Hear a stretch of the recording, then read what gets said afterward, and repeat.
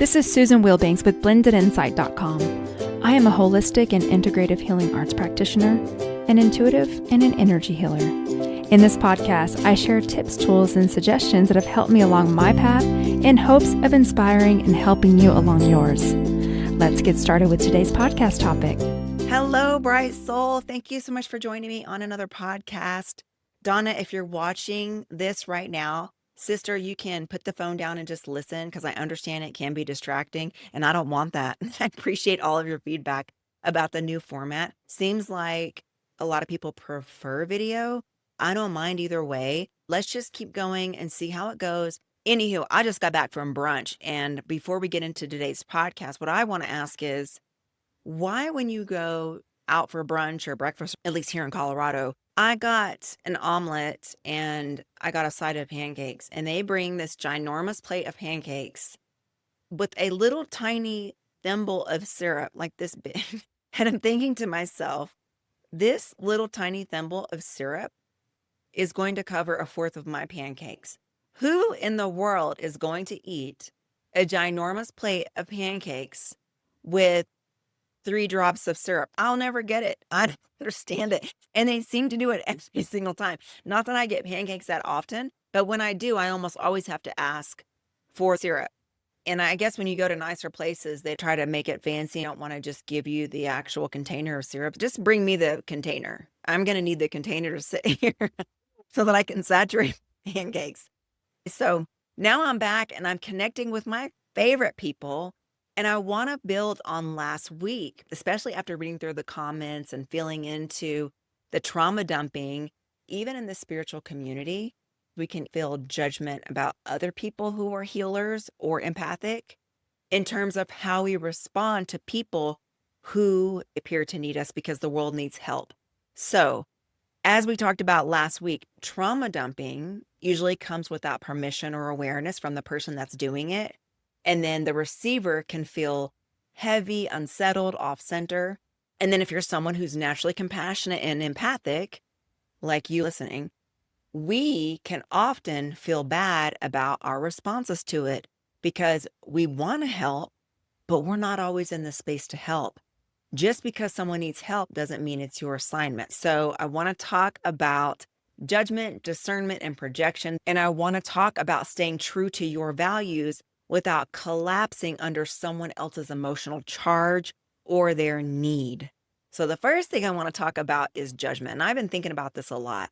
A lot of people talk about judgment as being something that is in you.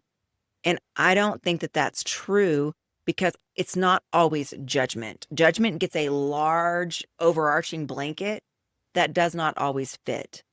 Judgment comes up when someone's actions or values clash with yours, whereas discernment says, this doesn't align with my values. I'm allowed to choose. Just because something is or is not for me doesn't mean that I have a problem with what is or is not for you. That's discernment. This is how you can tell the difference. Judgment carries a charge. It's an emotional spike. It doesn't invite any curiosity. It's you're wrong, I'm right, or that's wrong, I'm right, the end. It's a tightening. It comes in like a sense of superiority or this moral high ground, where discernment is very grounded. It's neutral.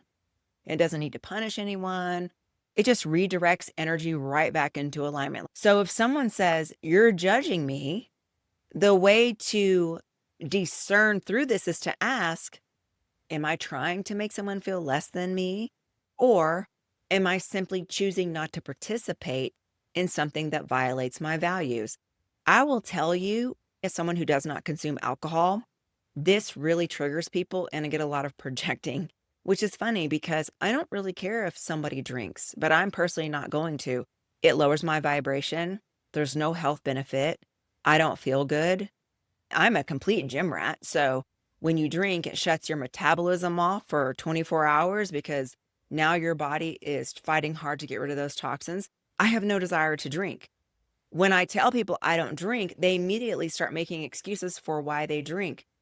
I didn't say anything about your drinking. I said, I don't drink. That's just their insecurity that's kicking in to defend. So I have insecurities too. We all do. We all have things that we have to work on.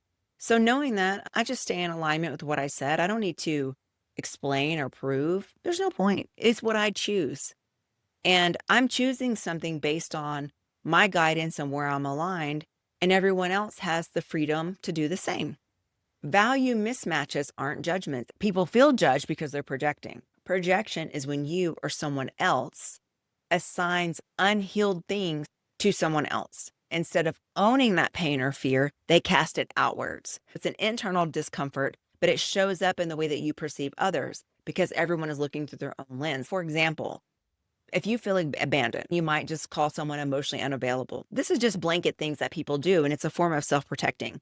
Or let's say that you feel unworthy. So you just assume that someone is judging you because you feel unworthy. They might decide that someone else setting a boundary is being mean, or they'll name call because they feel rejected. So instead of saying, oh, I feel rejected, they'll say, oh, you're just judgy. So do you see how that works?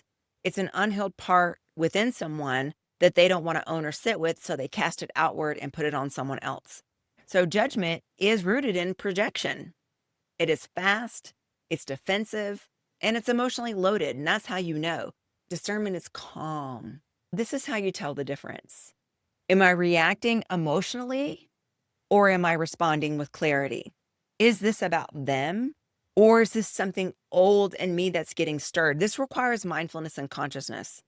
Do I feel the need to be right, or do I feel the need to stay aligned? If it's projection, your body usually feels tightness, reactivity, needing control. If it's discernment, it'll feel grounded.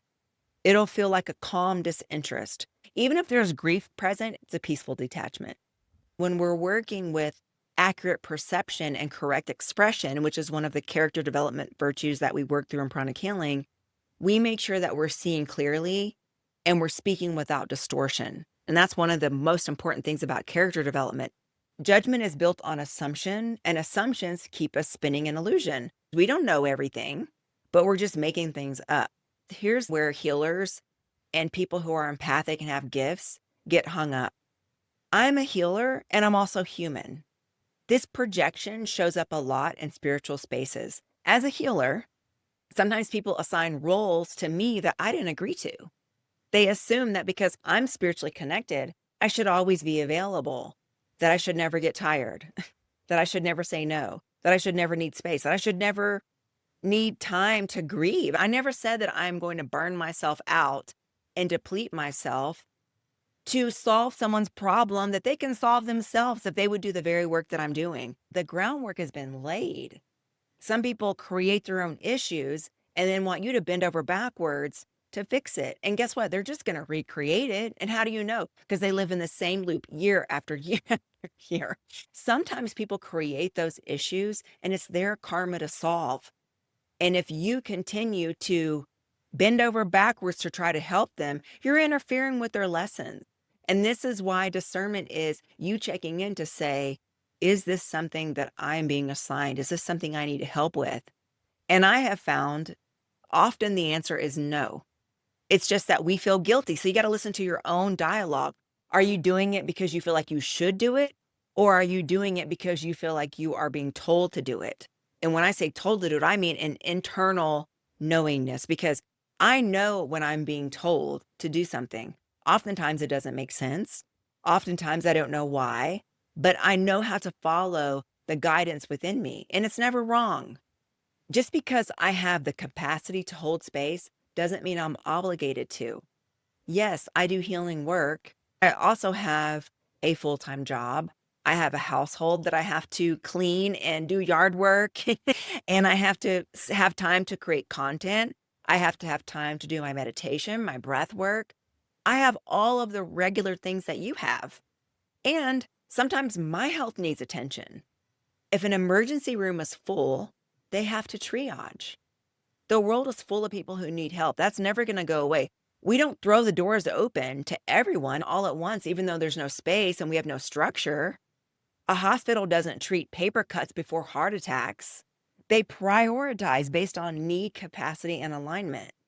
And we have the right to do the same things energetically, emotionally, and spiritually. So when someone expects you to drop everything for them simply because you're spiritual, that's not discernment. That's entitlement. wrapped in projection. That's based on what they think you should be doing. Everything I think about someone else is through my lens. The only way that I can get a different perspective is through accurate perception. How do I get accurate perception? I have to zoom out and connect to my higher self and look at things from a full view. And will I ever know the full view? Probably not until I leave this body, but I can get glimpses of it based on my access and my connection that I work every day to build. If I'm meant to show up for someone urgently, Spirit will tell me.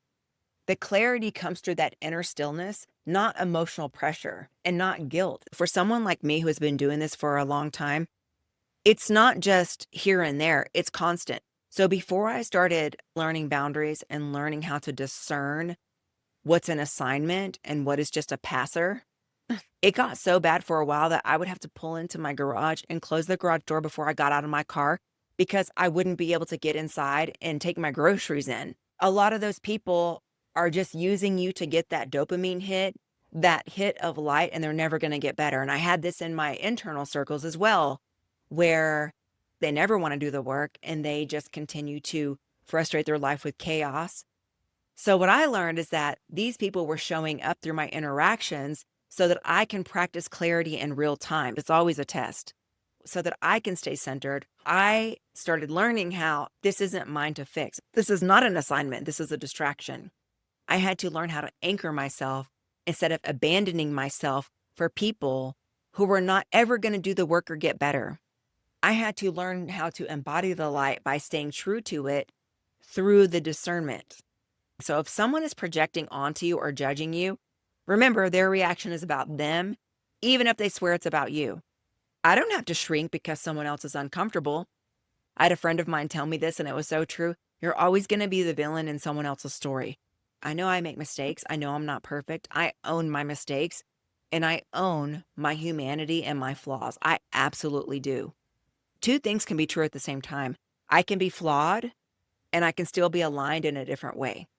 It's okay if someone doesn't agree with the way I handle things, or they think I should be someone that I'm not. It doesn't mean that I'm going to step out of alignment to please someone else. I've done it before and it doesn't work. Zoom out. Are they seeing you clearly? Are they reacting from pain? Are they reacting from fear? Are they reacting from old programming? You don't have to absorb it just because they're loud about it. Everyone is on their own journey. Hold your center. You don't have to explain. You don't have to perform. You don't even have to defend. You can say, that's not how I see it, or I see it differently. You don't have to win. You just have to stay grounded and stay aligned. Not everyone is meant to go with you through the end of your journey. There's reasons and seasons sometimes. True, mature adults can agree to disagree. You can reflect or you can release.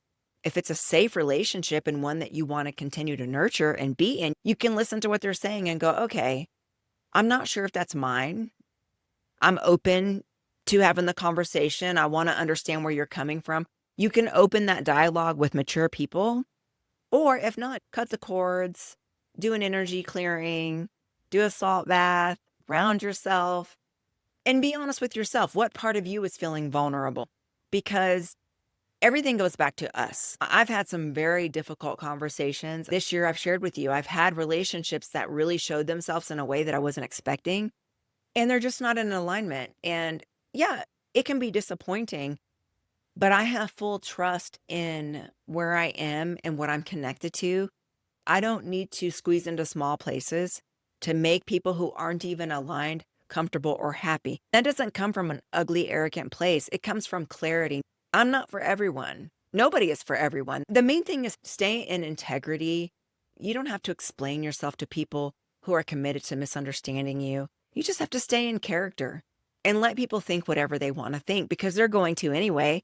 And I don't have the energy or the time or the ability to clean someone else's lens for them. I'm going to continue to do my character development and stay on this path. I'm in a place of stillness and clarity and space right now. That has been huge for me this year. I value peace over proving. I don't need to prove myself to anyone. I know people say that they don't care, but you can tell that they do care, because I say, well, I don't care. And you can already tell by their tone that they do care.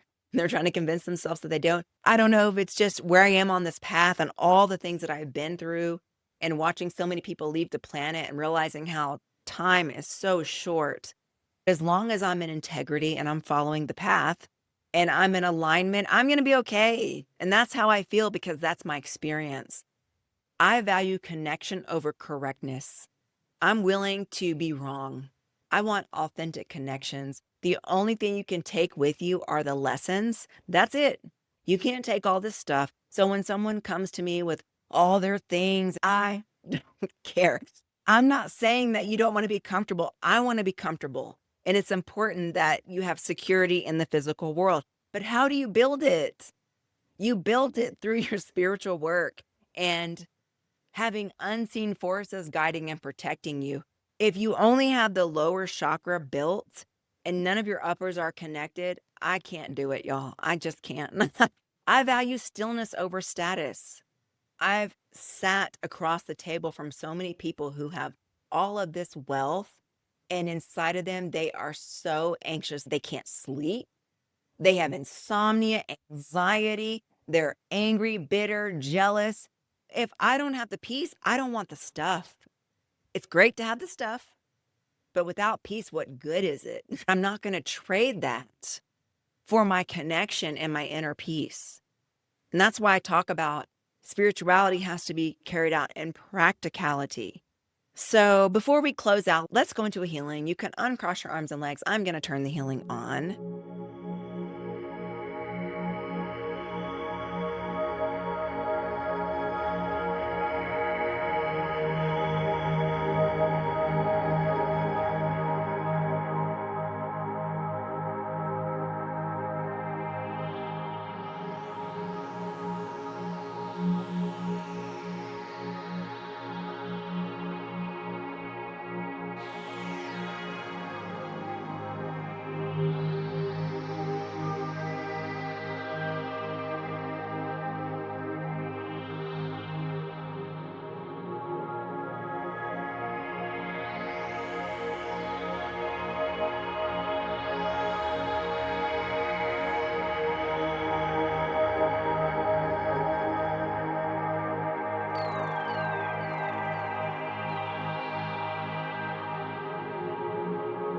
And so it is. And what I want to leave you with is, where has judgment been hiding in your thoughts? When you're truly on assignment, the energy will come in. Now, I'm speaking from experience. I can be exhausted. And when I'm being told to work with someone, the energy surges in. And I'm sure the same is true for you. Judgment shifts when your perspective shifts.